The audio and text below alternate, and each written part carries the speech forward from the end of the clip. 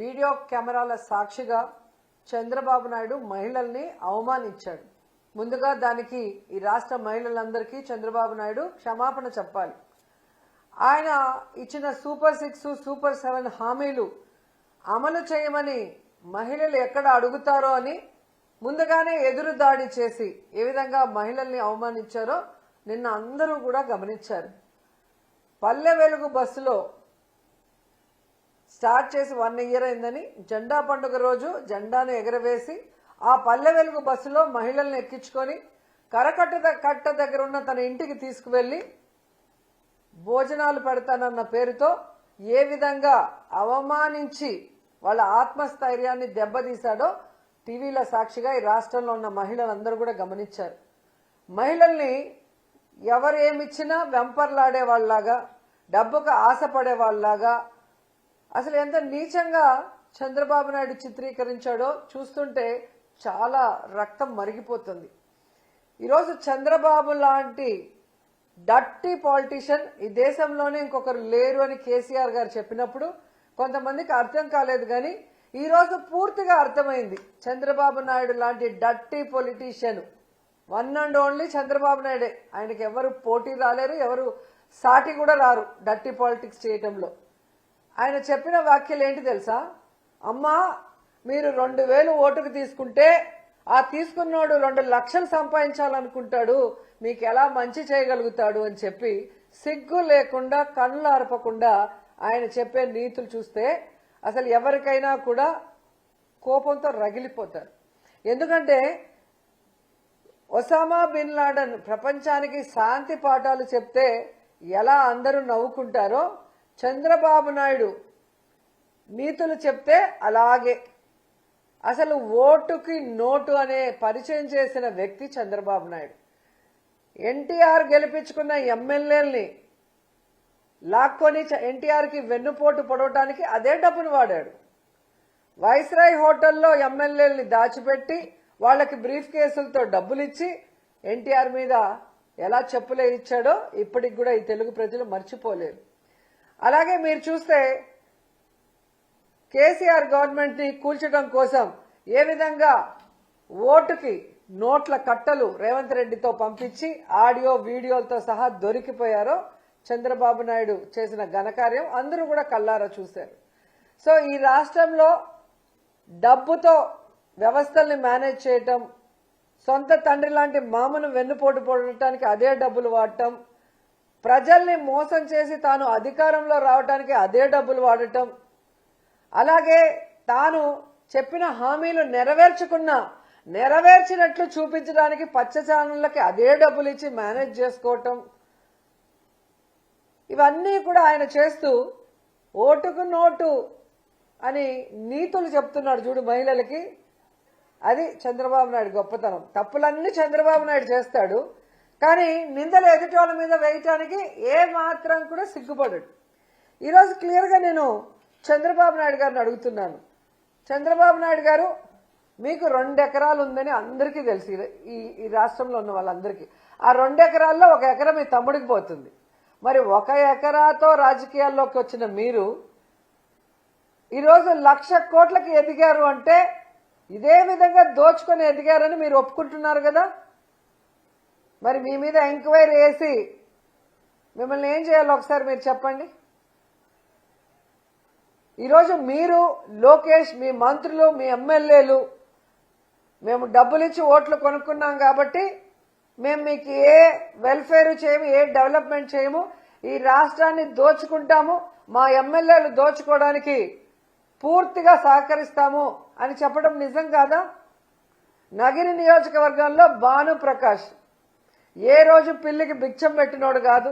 ఒక పేదవాడికి ఒక స్కూల్కి ఒక ఫీజు కట్టేదో, ఒక హాస్పిటల్కి ఒక బిల్లు కట్టిందో, ఎవరికైనా ఒక చిన్న హెల్ప్ చేసినవాడు కాదు.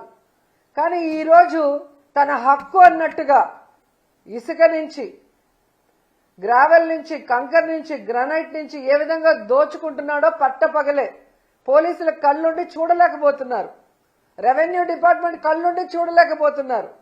ప్రజలు నోరు కొట్టుకుంటున్నారు. ప్రజల సొమ్మంతా దోచుకొని తమిళనాడుకి, కర్ణాటకకి పంపిస్తున్నాడు అంటే మీ యొక్క సహకారమే కదా ఇప్పుడు చెప్పినట్టుగా 2,000 ఇచ్చాం, మేము 2 లక్షలు, దానికి ఒక ఓటుకి 2 లక్షల లెక్కన మేము దోచుకుంటాం అన్నట్టు.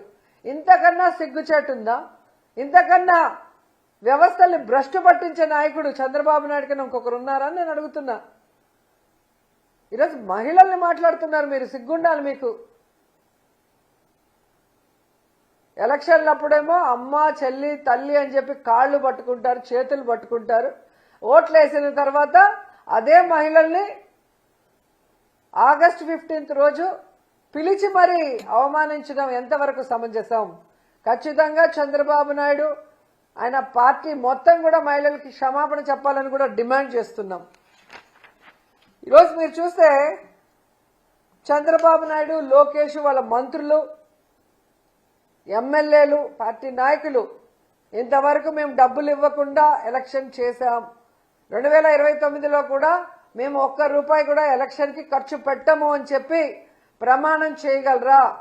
చేసిన ప్రమాణం మీద నిలబడగలరా?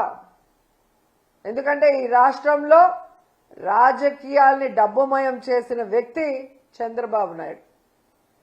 పక్క పార్టీలో గెలిచిన వాళ్ళని క్యాంపుల పేరుతో డబ్బు కొని తరలించిన వ్యక్తి చంద్రబాబు నాయుడు. ఎవరినైనా కూడా వెన్నుపోటు పొడవటానికి, వాళ్ళని పార్టీ నిర్వీర్యం చేయడానికి ఉపయోగించేది డబ్బే చంద్రబాబు నాయుడు. పీఆర్పీని ఎలా తొక్కేసాడో మనం కల్లారా చూసాం. ఈరోజు జనసేన పార్టీని ప్యాకేజీలతో ఎలా తొక్కేస్తున్నాడో కూడా మనం కల్లారా చూస్తున్నాం. తన రాజకీయ భవిష్యత్తు కోసం ఎవరినైనా నోటుతో తొక్కేయడం చంద్రబాబు నాయుడుకి అలవాటు. కాబట్టి పచ్చకామెరలోడికి లోకమంతా పచ్చగా ఉంటుందని పాపం అక్కడికి వచ్చిన అమాయకమైన మహిళల్ని మీరు మోసగత్తెలు, మీరు డబ్బులకు అమ్ముడుపోయి ఓట్లేశారు, మీరు డబ్బులు తీసుకున్నారు కాబట్టి ఇప్పుడు మీకేం చేయట్లేదు ఎమ్మెల్యేలు అని చెప్పి సిగ్గు లేకుండా ఒక ముఖ్యమంత్రి స్థాయి వ్యక్తి చెప్పడం అనేది దిగజారుడుతనమని కూడా ఈ సందర్భంగా తెలియజేస్తున్నా. ఓటుకు నోటని నీతులు చెప్పడం కాదు, ముందు నువ్వు ఇచ్చిన హామీలను నెరవేర్చమని చెప్పి చంద్రబాబు నాయుడిని హెచ్చరిస్తున్నాం. ఏదైతే మహిళలకు నువ్వు చెప్పావో 50 ఏళ్లకే ఎస్సీ ఎస్టీ మైనారిటీ వాళ్ళకి మీరు పెన్షన్ ఇస్తామన్నారు కదా, అది ముందు ఇవ్వండి. 10 లక్షల వరకు 0 వడ్డీకి రుణాలు ఇస్తామన్నారు కదా, అది ముందు ఇవ్వండి. ఆడబిడ్డ నిధి కింద 18 ఏళ్లు నిండిన ప్రతి ఒక్కరికి డబ్బులు ఇస్తా అన్నారు కదా, అది ముందు ఇవ్వండి. నిరుద్యోగ మహిళలకి నిరుద్యోగ భృతి ఒక్కొక్కరికి 3,000 ఇస్తా అన్నారు కదా, అది ముందు ఇవ్వండి. ఆడవాళ్ళ మాన ప్రాణాలని కాపాడటం కోసం తీసుకొచ్చిన దిశా చట్టాన్ని రద్దు చేశారు కదా, దాన్ని పునరుద్ధరించండి. అది వదిలేసి మహిళలకు చేయాల్సినవన్నీ కూడా పక్కన పెట్టేసి ఈరోజు 1 సెంటు భూమి ఒక మహిళకి ఇవ్వలేదు.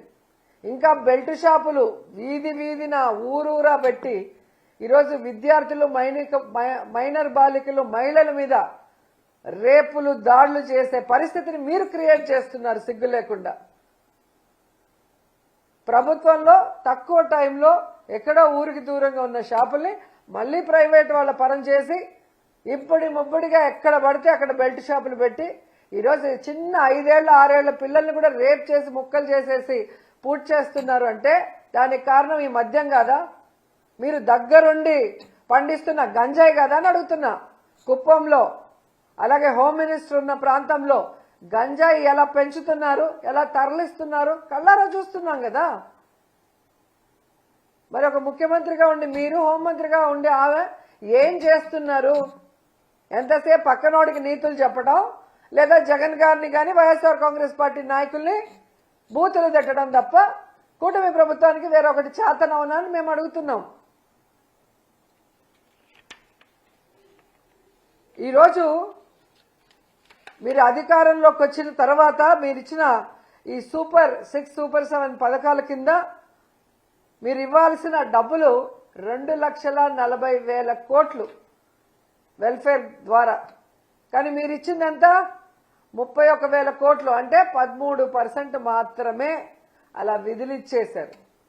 కానీ మీరు మాత్రం ఏ విధంగా ఇసుకలో, మట్టిలో, గ్రావెల్లో, మద్యంలో అమరావతి పేరు చెప్పి రాజధాని పేరు మీద అమరావతిని, అలాగే పోలవరం, అలాగే విద్యుత్ ప్రాజెక్టులు, కాంట్రాక్టులు, ఇలా అన్నిట్లో కూడా దాచుకోవడం.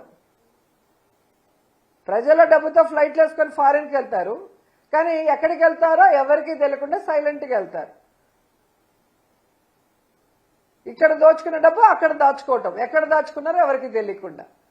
సో దోచుకోవడానికి దాచుకోవడానికే ఈవీఎంలను మేనేజ్ చేసుకుని ఈరోజు ఈవీఎం సీఎంగా వచ్చి మహిళలకు మీరు నీతులు చెప్తారా? ఈరోజు మహిళలు ఇంటికి మహారాణులు.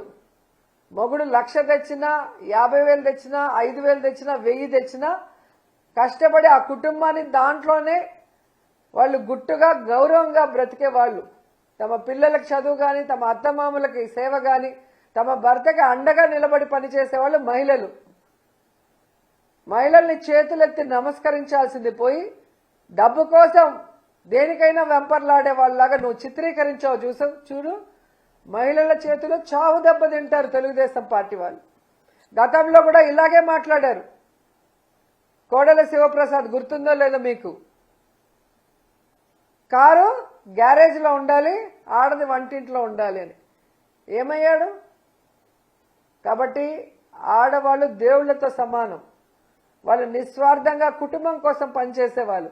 అలాంటి మహిళల్ని అవమానించిన చంద్రబాబు నాయుడు ఇప్పటికైనా బుద్ధి తెచ్చుకొని మహిళలకి క్షమాపణ చెప్పండి. భవిష్యత్తులో డబ్బు మదంతో రాజకీయాల్ని భ్రష్టు పట్టించకుండా, మేము రాజకీయాల్లో డబ్బుని వాడము, డబ్బుతో ఎమ్మెల్యేలని కొనము, నీతిగా నిజాయితీగా మేము చేసిన వెల్ఫేర్ గురించి చెప్పే ఎన్నికలకు వెళ్తామని చెప్పి ప్రమాణం చేయండి.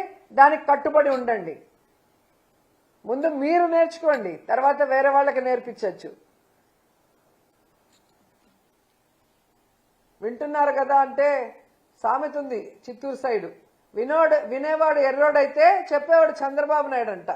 చేసే ఎదవ పనులన్నీ చంద్రబాబు నాయుడు, లోకేష్ చేస్తారు, కానీ పక్క వాళ్ళకి నీతులు చెప్తా ఉంటారు.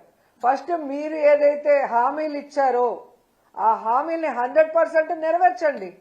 మీకన్నా వయసులో చిన్నవాడు జగన్మోహన్ రెడ్డి గారు. తను ఏమి హామీలు ఇచ్చారో 98% పూర్తిగా చేశాడు. కోవిడ్ వచ్చినా ఏమొచ్చినా కూడా కుంటి సాకులు చెప్పలేదు. ఆ రోజేమో జగన్మోహన్ రెడ్డి గారు ఇచ్చే ప్రతి ఒక్కటి ఇస్తాను, అంతకు మించి ఇస్తాను అని చెప్పిన నువ్వు ఈరోజు ఇవ్వాలనుంది, కానీ బాధగా ఉంది, డబ్బులు లేవు. నువ్వు దిగిపోయే రోజు 100 కోట్లు కూడా లేవు జగన్మోహన్ రెడ్డి ముఖ్యమంత్రి అయిన రోజు. కానీ ఏ రోజు నెగటివ్ కామెంట్ జగన్ గారు చేయలా. సంపద సృష్టించాడు. తను ఇచ్చిన హామీలను నెరవేర్చడమే కాకుండా ఈ రాష్ట్రంలో అనేక అభివృద్ధి కార్యక్రమాలు చేశారు. కానీ మీరు దిగేటప్పటికి 1,000 కోట్లు పెట్టారు. కానీ మీరు సిగ్గు లేకుండా బీదేడుపులు ఏడుస్తూ సంపద సృష్టిస్తానని అప్పులు సృష్టిస్తూ ఆ అప్పుల్ని కూడా ప్రజల వెల్ఫేర్ కానీ డెవలప్మెంట్కి వాడకుండా కేవలం మీరు దోచుకోవడానికి మీ కాంట్రాక్టులకు పనులు చేయకుండానే పంచిపెడుతున్న విషయం కూడా ఈ రాష్ట్ర ప్రజలందరూ కూడా చూస్తున్నారు. ఖచ్చితంగా రాబోయే లోకల్ బాడీ ఎలక్షన్స్ లో ఈ రాష్ట్రాన్ని దోచుకున్న విధంగాని, ప్రజల్ని మోసం చేసిన విధంగాని, ముఖ్యంగా మహిళల్ని అవమానించిన విధం, వాళ్ళకిచ్చిన ఏ వెల్ఫేర్ నెరవేర్చకపోవడం అనేది వాళ్ళందరూ గుర్తుపెట్టుకొని కూటమి ప్రభుత్వానికి చావు దెబ్బ ఇస్తారని కూడా ఈ సందర్భంగా హెచ్చరిస్తున్నారు.